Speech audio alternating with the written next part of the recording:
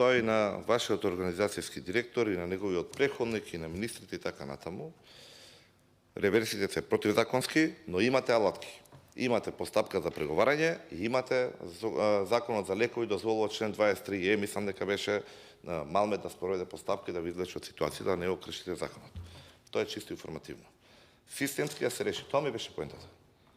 Треба да бидете, да се охрабрите и да кажете имаме проблеми во системот. Јас укажав тука на постапка, каде што има во сред постапка два понудувачи на истиот лек, Малмет ја одзема дозволата на едниот и добива второ рангираната компанија, истата таа што ја збориме овде со денови и со месеци, каде што го добива тендерот со двојно повисока цена на лекот.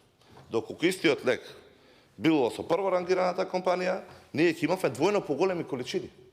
Ќе можеме да ги задоволиме потребите. Тоа ми беше поинтата со цената што кажавме.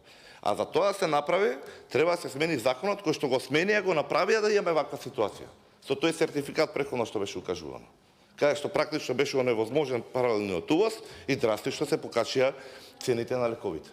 Бидејќи имате единствен понудувач. И бидејќи единствениот понудувач, за да ги добие овие сите тендери на назад, истата веледрогерија ни се случува тој целиот таму хаос.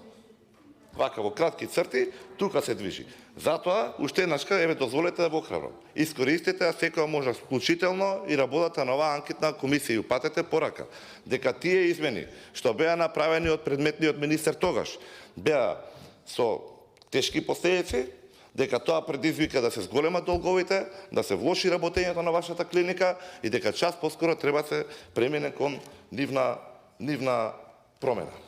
Благодарам. Ви благодарам.